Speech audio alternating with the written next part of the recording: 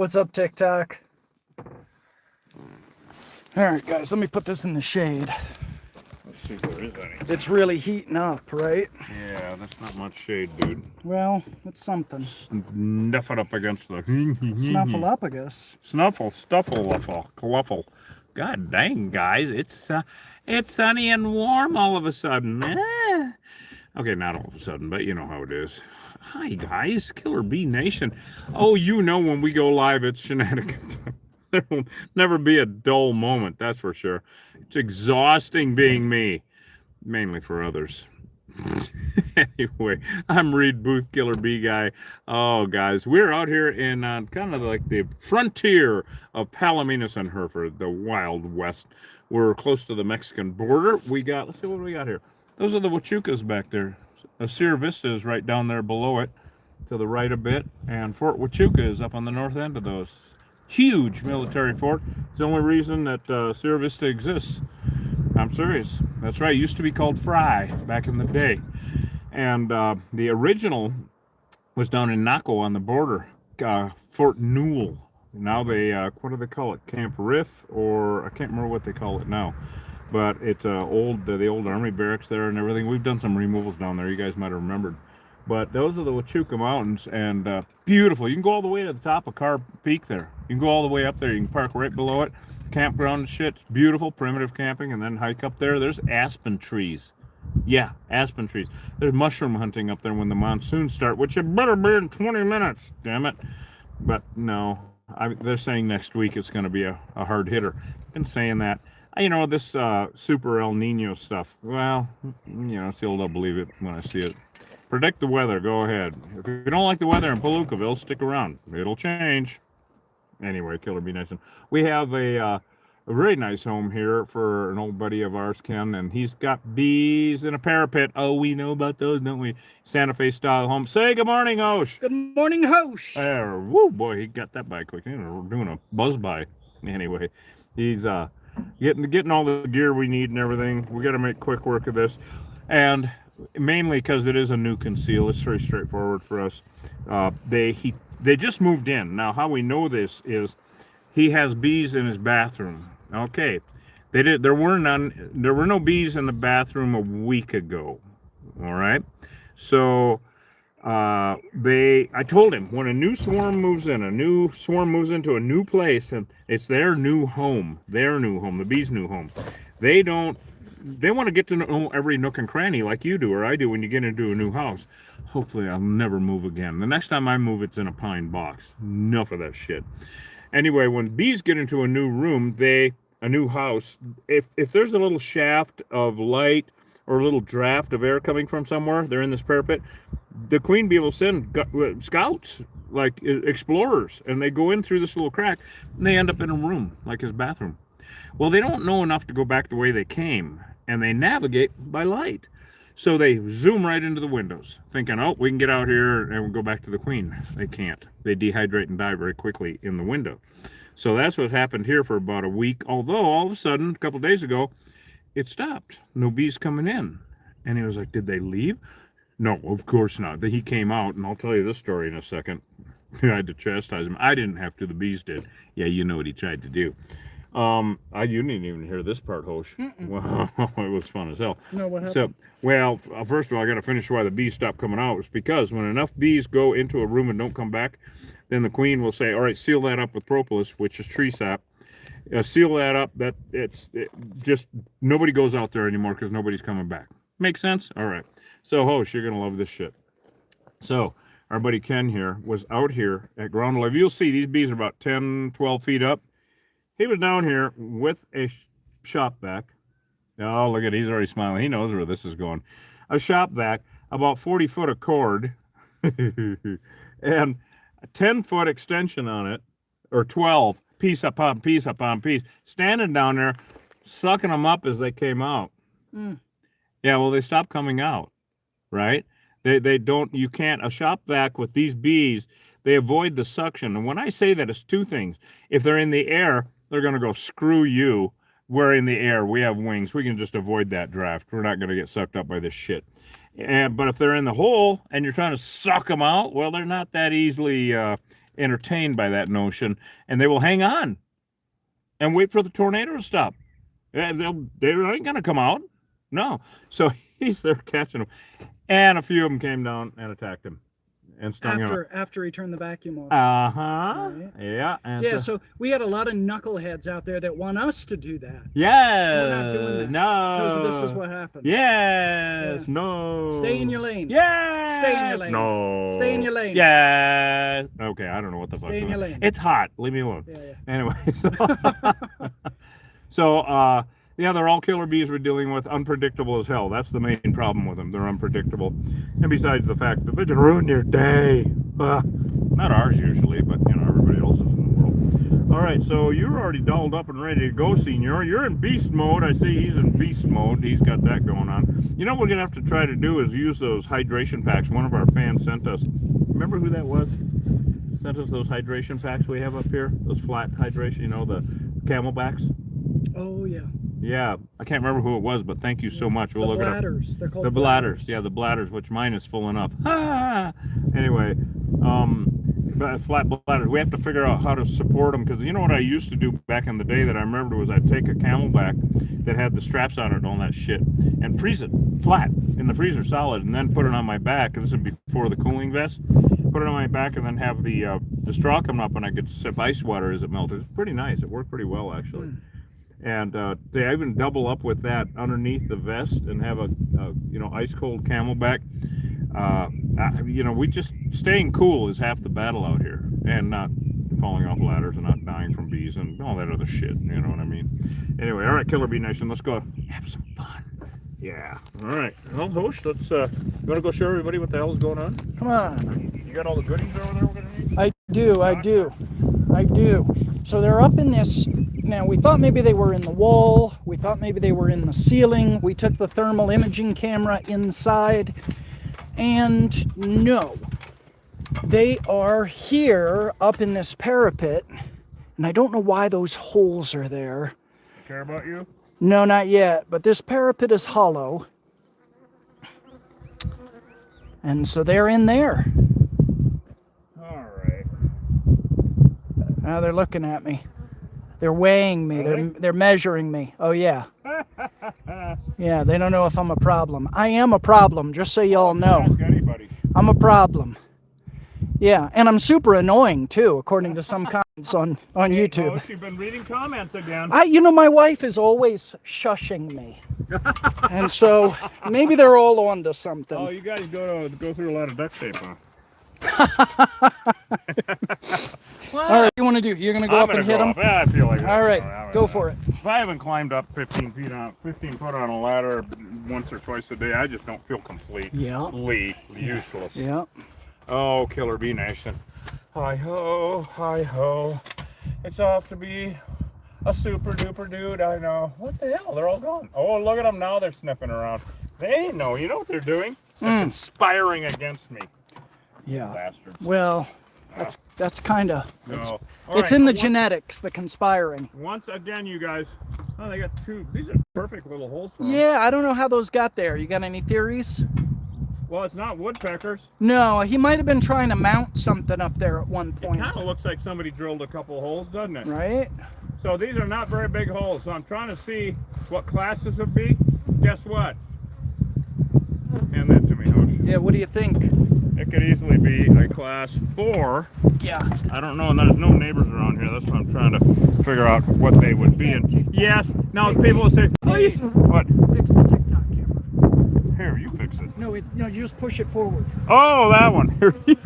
You fix it. Fuck. Anyway, so people would say, hey, will you piss him off, you dumb shit? Well, fuck you. All right. We're out in the middle of nowhere. And sometimes I have to show people this is not a DIY channel. These are deadly. If we made every job look easy, more people would die, right? Because people will try to do this anyway. So these are aggressive. No doubt about it. I'm not going to let them get more riled up because they're that dangerous. But they're coming out of these holes. And I just want to show, and this is why Ken got stung up, was because he stuck his vacuum up here and was sucking them up. And they went, no, you're not going to do that. And they went down there to the ground level and stung him up. So yeah, these are They're not. pissy. Yeah, they're pissy as hell. They're on my, So they're on my net. Here, I'm gonna hand this back to you. Yeah. Hold on, guys. All right, there you go. Okay. Got it? Got it. All right, so that's why we will piss them off once in a while, because we can. And what I want to show you guys, this is not a DIY channel. Don't do any of this. Yeah, do you guys get it yet?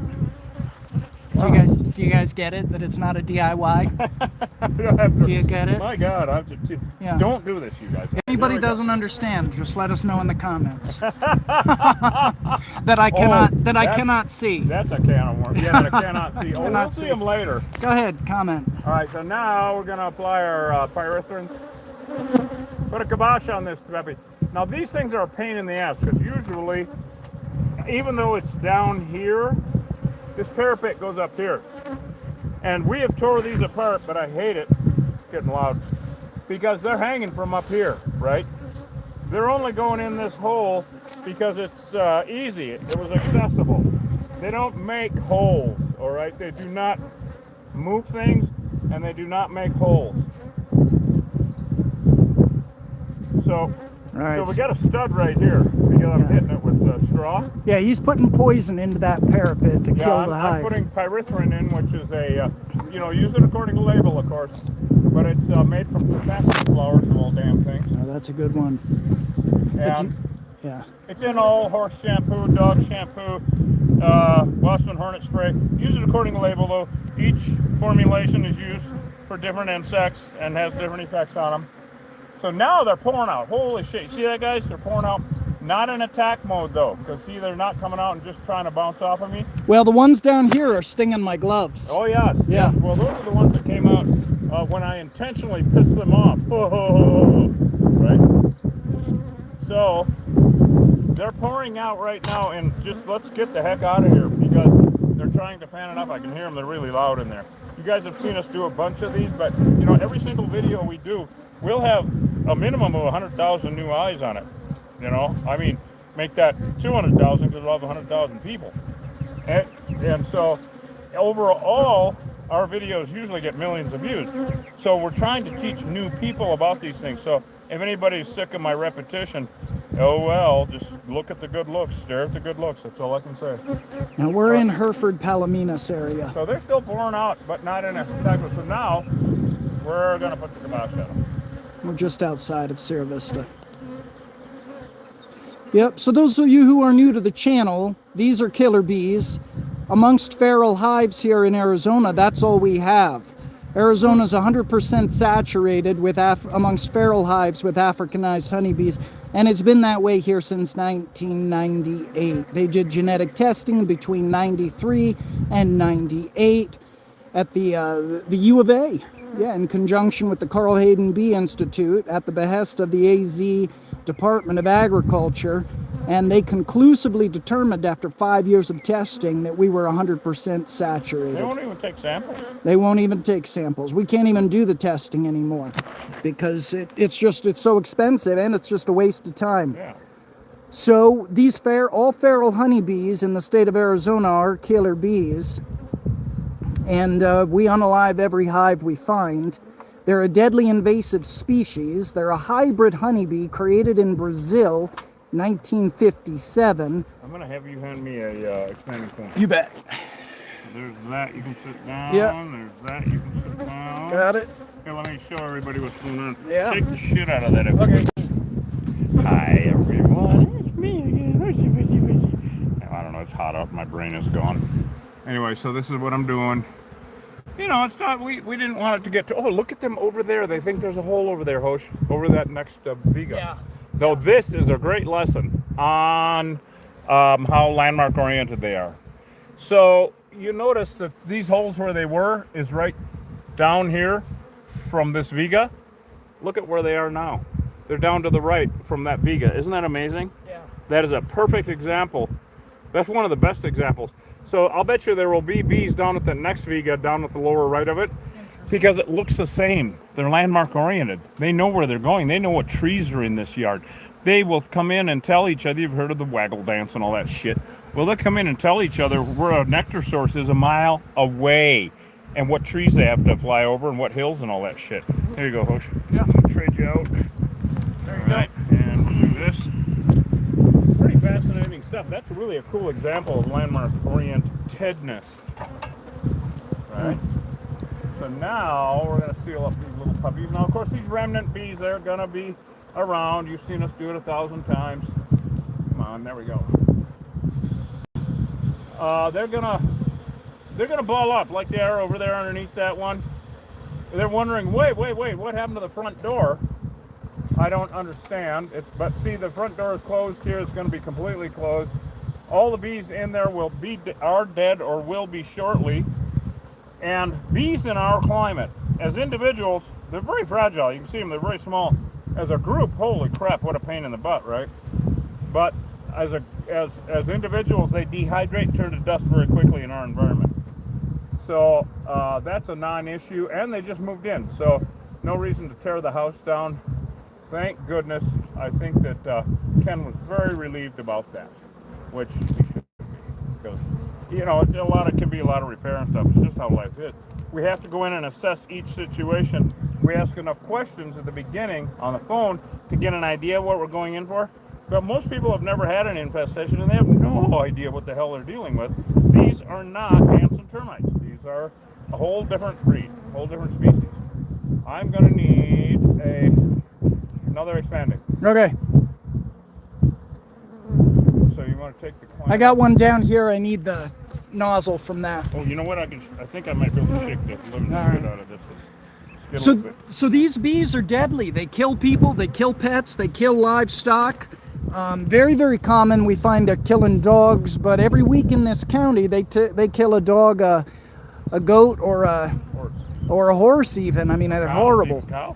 Yeah, and cows. In central PA, one hive dropped a 2,400-pound bull and two 1,200-pound dairy cows. In February, right? In February. Yeah. My God. So these things are deadly. Now, in addition to that, they're bad for the environment. The thing is, though, it isn't just Africanized honeybees that are bad for the environment. European honeybees are, too. They gentrify the ecosystem. That's a tough one for people to get their It's a tough on. one, yeah. They're not honeybees. Apis variety honeybees are feral Apis variety honeybees are an invasive species in the Americas. So they compete with native bees for resources. They inbreed native plants. They spread invasive plant species. They spread diseases to native bees. But the main thing is, wherever they move in, they effectively gentrify the ecosystem. All done. You got a spray adhesive? Let's see here. Yeah, I do. Okay, they've calmed down a lot, that's for sure. But I'm still going to knock down a few, because Ken has a couple of beautiful puppies, and they're still over there wondering what's going on. Now, what I mean by the fact that they gentrify the ecosystem is wherever they move in their foraging range, they very quickly comprise 98% of the bee biomass. That's a marked and severe decrease in biodiversity. So wherever they're occupying, the biodiversity goes down. And in native environments, biodiversity is the key to a healthy ecosystem. Yeah, you can't have just one of them. You can't just have one damn insect scooping up all the nectar and pollen out of that ecosystem. Right. In addition to that... And hoarding it.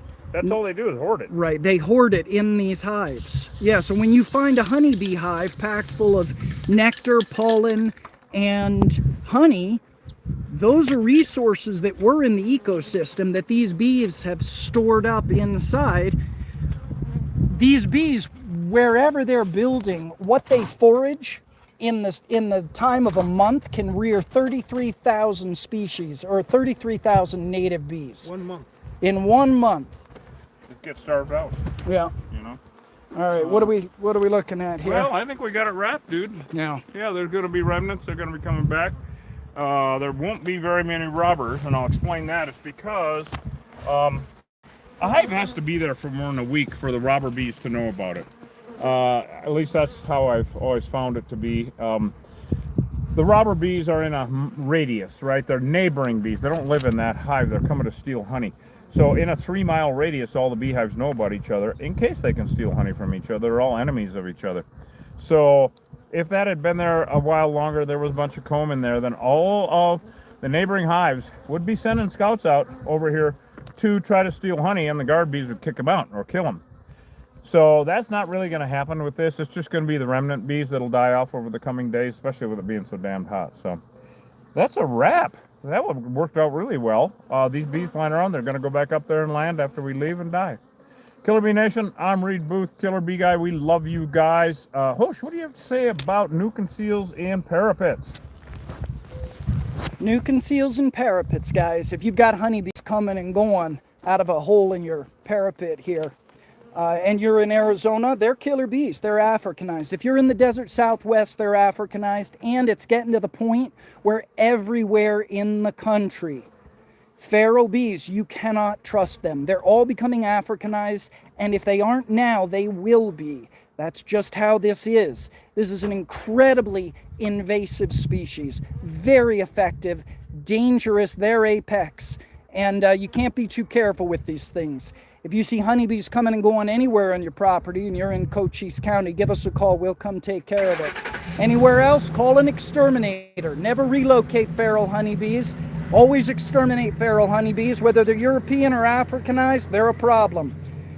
Honeybees belong in one place, and that's in bee boxes, and they're being kept requeened. Other than that, they're a big problem. They're a problem anyway, but that's a bigger conversation that involves a lot of moving pieces and stuff we're not going to get into in here. But yeah, quit the honeybee love, guys. Here in America, they're an invasive species.